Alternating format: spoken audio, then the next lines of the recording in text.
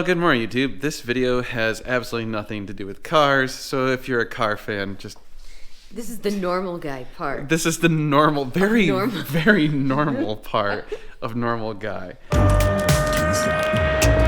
are you recording all of the nefarious activities? If you're new to the channel, I'm Dan. That's my wife, Meg.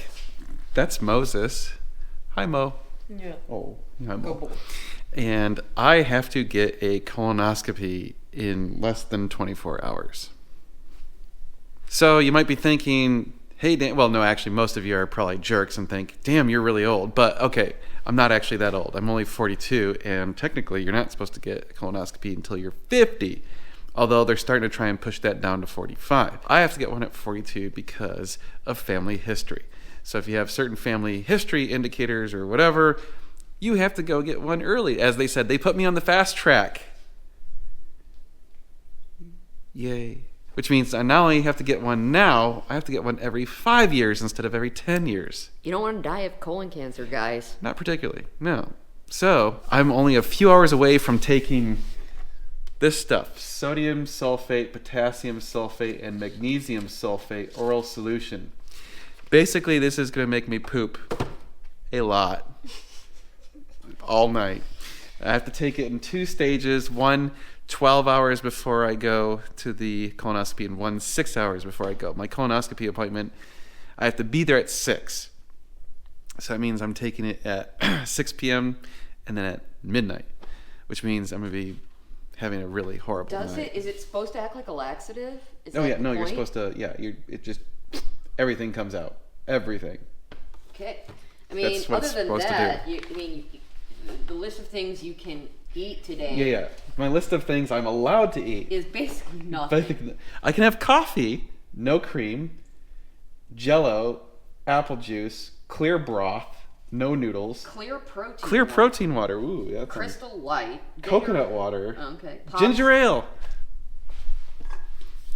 That's the one thing he likes Yeah, on the list. I'll drink that. Yeah. Fruit ice, popsicles without milk or fruit pieces, soda, carbonated drinks. You specifically cannot have any sort of dairy. I don't know why exactly. I'm assuming it probably reacts poorly with this. Or it inflames certain people's colons. Could be. I don't know. I don't know.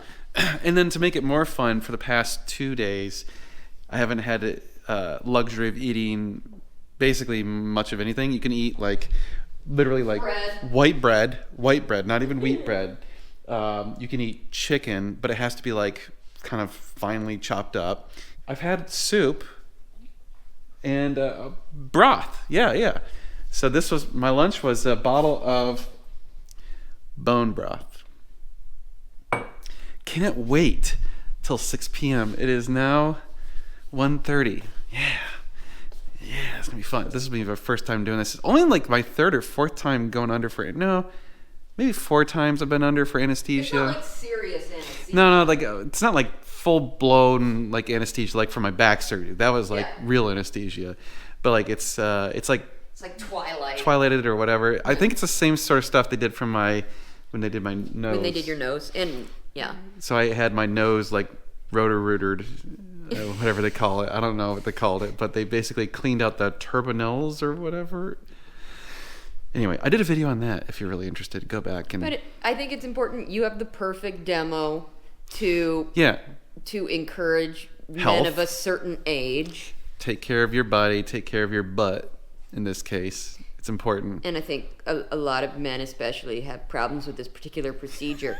Because it's not pleasant. Well, I mean, I don't think anybody remembers the actual procedure. It's no one likes to do they said you the might prep work. So supposedly, depending on the anesthesia they give you, you can sort of remember parts of it, but it's kind of fuzzy.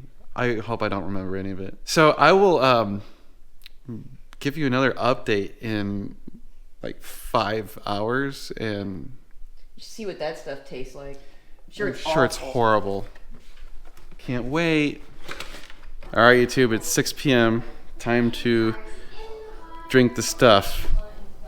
This stuff.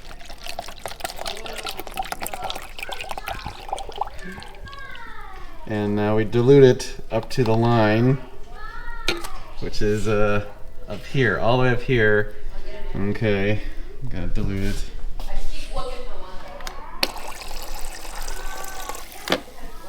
Great. And then I have to, within the next hour, drink 32 more ounces of water. That's a lot of water. Ooh.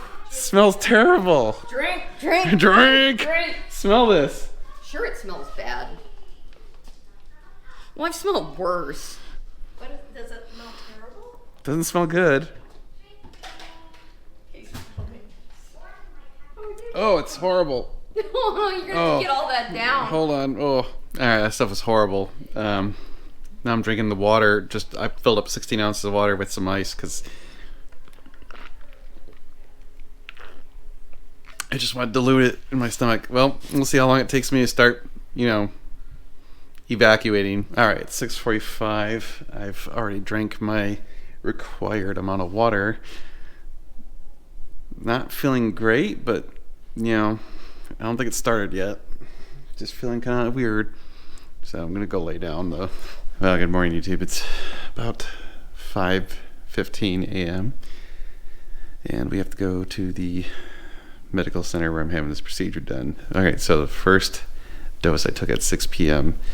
basically pooped all the way until 9:30. Not pleasant. And then I took the second dose at midnight, and I was up until about 2:30, basically on the toilet most of that.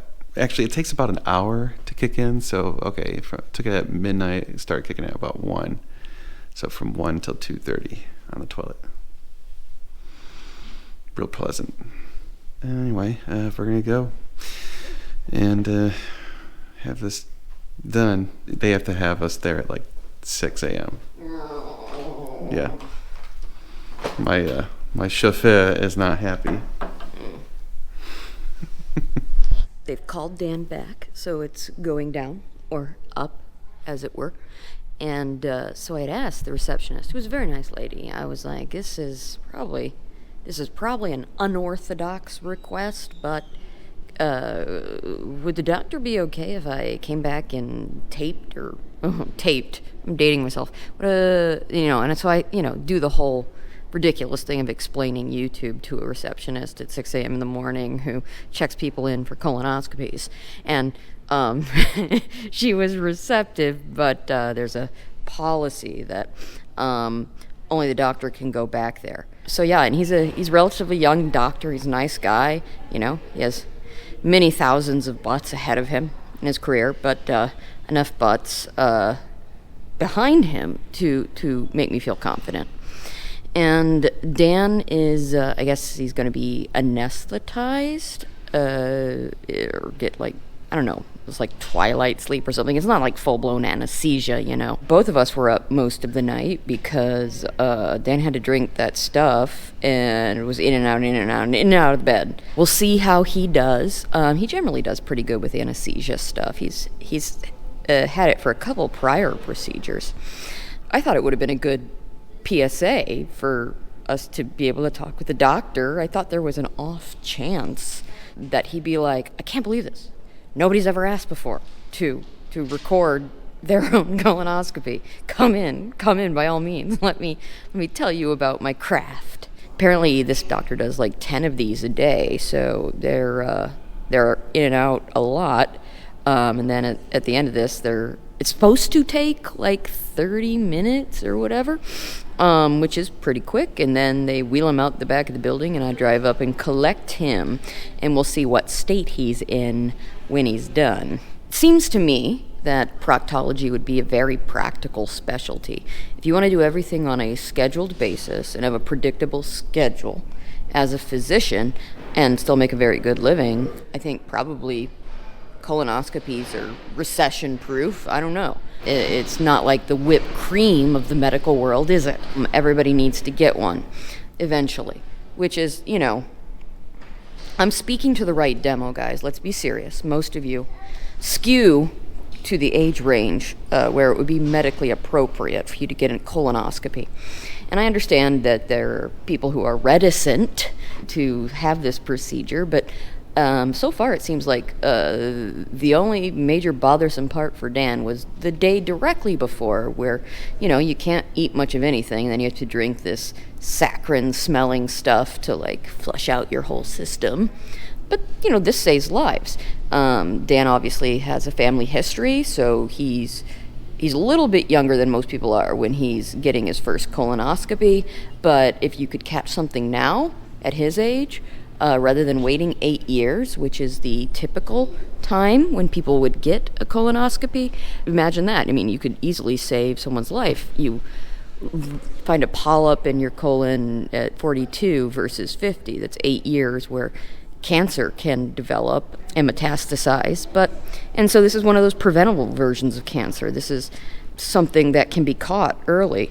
Thank goodness, versus our good friend Tim on the channel, who had pancreatic cancer and passed away not terribly long ago, about a year ago, and rarely do they catch that version of cancer. And by the time they do catch that cancer, it's generally very far gone. So the doctor just called me. Dan is finished with his procedure. They actually found 2 polyps.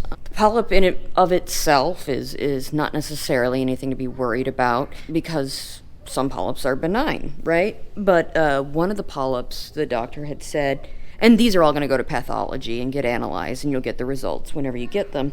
But the doctor said one of the polyps looked like it could be, potentially the type that would be precancerous. So really glad we came today. He had those removed swiftly and before they were anything to worry about. Hopefully we'll be able to share with you guys when we get the follow-up report about them. Dan is I'm here.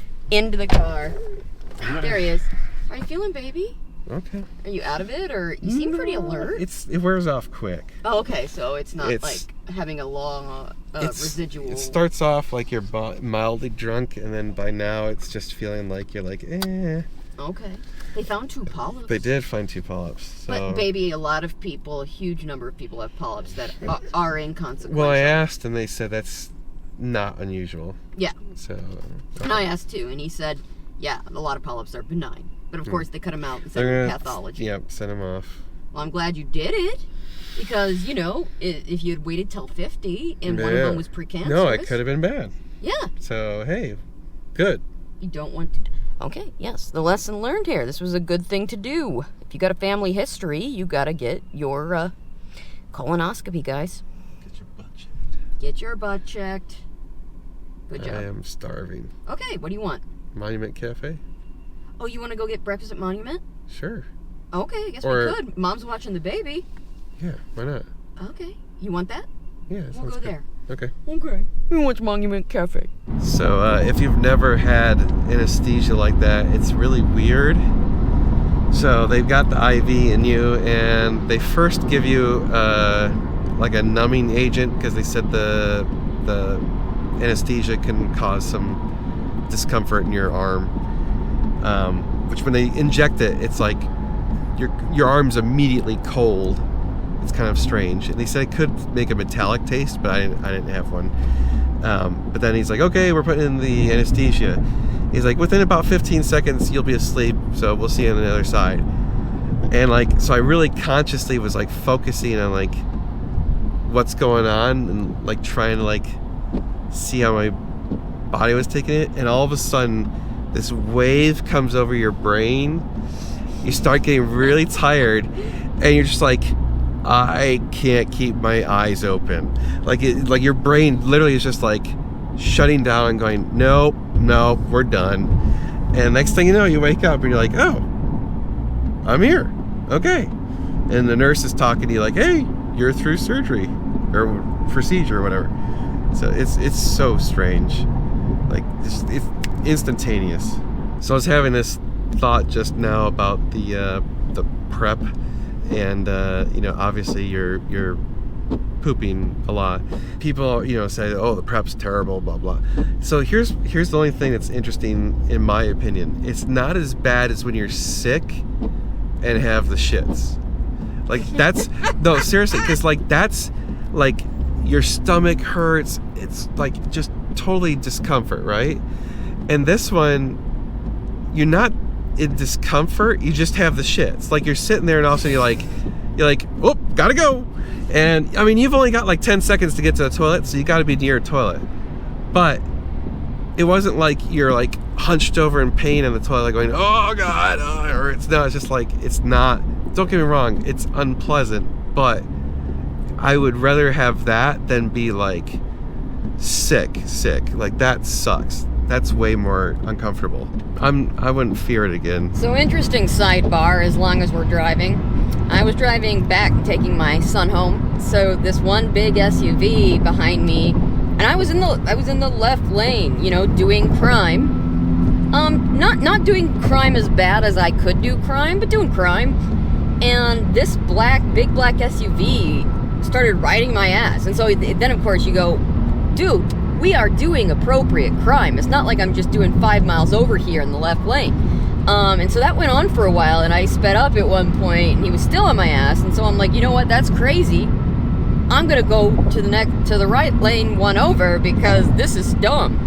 And so then came up alongside me, and it was a state trooper's SUV. And I was like, damn, I was doing really good crime, and he didn't pull me over, but he flanked me for a while, just as if to say, hey. So I wish I had the footage of it. I need to get my dash cam working again, because that would have been awesome. Yes. Be like, what are you doing? We're already going like X amount over. Because like, I don't go into the left lane, without, you know, like, I respect left lane unwritten rules that you are supposed to go significantly At least 10 over. At least. So I was like, why are you doing this? We don't need to go that much more over. But yeah, no, so the cop clearly was on his way home or going to lunch or didn't have time for me or whatever, and just flanked me, gave me a stern cop signal, and I then drove the speed limit. Hey YouTube, it's been about a week since my colonoscopy and we got our results, and so as you know I had 2 polyps. One of them was precancerous, so if we had not had that removed at some point in my lifetime, it would have probably turned into cancer and ultimately could have killed me if we did nothing, but it could have certainly given me colon cancer, and then we're looking at surgeries and all sorts of problems and chemotherapy and who knows what. So I'm glad we did that. It was definitely not that big a deal in the grand scheme of things. It was not that uncomfortable. The procedure itself was quick. Just a couple days of annoyance with eating not the greatest stuff, and that's really it. So go get your colonoscopies and don't get cancer of the colon. It's not good. All right, there you go. Back to car stuff in the next video. We'll see you then. It's going to be sweet.